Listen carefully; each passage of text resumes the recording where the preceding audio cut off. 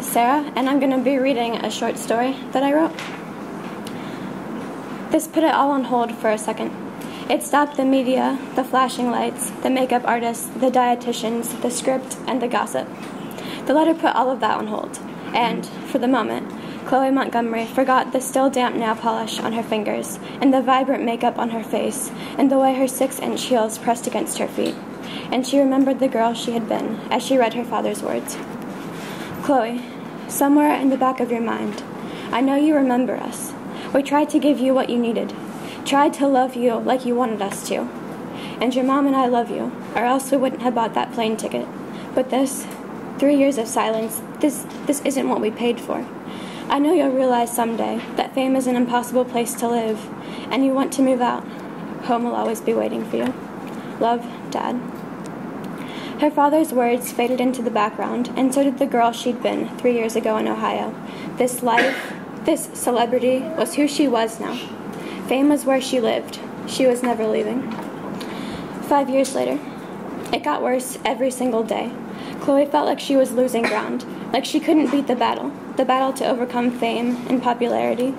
The movie industry was constantly bringing in new actors, and it seemed she was at the bottom of the barrel, only getting scraped up when the well of talent went dry. And as she lost her grip, she fought back with drugs and alcohol, let people exploit her. Chloe tried whatever she could to keep things under control, but nothing was enough. She took pills without knowing what they were for.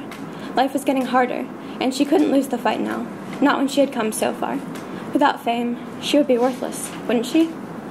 There was no answer to her question, and as she zoned back in, she tried to focus. Maybe it was her imagination, but the flashing camera lights seemed to be brighter than ever, and she had to blink several times until her vision cleared.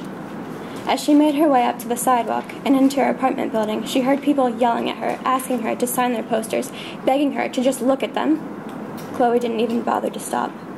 The managers had ceased to be lenient, stopped letting her sign people's autographs because they said it was bad for her image.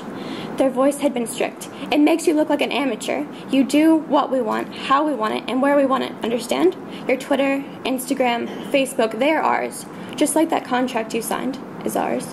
But she'd begun, and they'd cut her off. You have no personal life. Don't feel sorry for those people. They're nothing compared to you.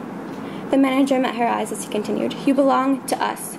Just because you've been playing this game longer than most doesn't mean we can't kick you out. Fear had washed over her as he continued. 8 years, Chloe. Long time. And if you play it right, I can make you go a lot further. He'd leaned forward and clasped his hands together. You were gold in our hands. The thought made her sick. Go further? She couldn't possibly go further, could she? She had everything. She was gold. In the silence, she realized she'd just become a money pool for them, a lottery ticket that could act. She lived in the status of her BMW, the designer clothes, exotic perfume, and the diet she carried out.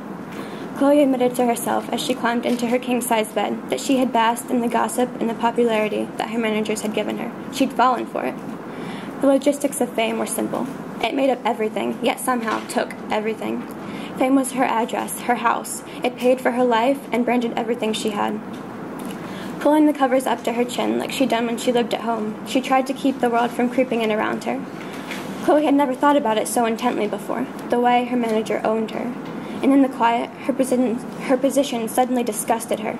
Here and now, as she stared up at the ceiling, it flashed before her eyes, the trap, the walls, the rules of the game.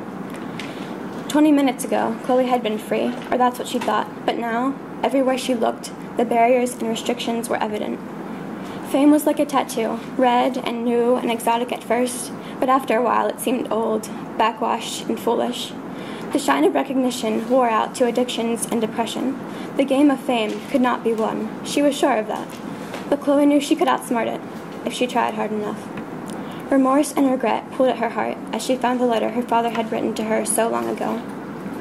Rereading it quickly, she realized he was right. Fame was an impossible place to live. I'd been such a fool, she thought, as she closed her eyes. Status and recognition had paid for her title, and she couldn't get rid of him. They would stick to her like glue until the day she died. She could fade out of the picture, sure, but she would never be free. Fame had emptied her life and made her prisoner. Chloe would break these chains because she had forged them. Getting up and fumbling around, she walked over to her desk and grabbed a pen and paper.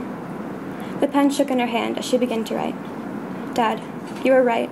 Fame is an impossible place to live. It is raised on a pedestal and respected like a person, though all it does is strip you of your sense of placement in the world. It is an overrated game. Celebrities try to gain it all, and just when they think they have, they want more. I expect we forge our chain links one at a time to the prison of fame. We bind ourselves to it a little more each day. You once said there would always be a place at home for me if I ever realized how stupid I'd been. I'd like to come back, see the world I miss, and gain the memories back before they're lost forever. Love, Chloe. She signed her name and set the pen down with a heavy hand.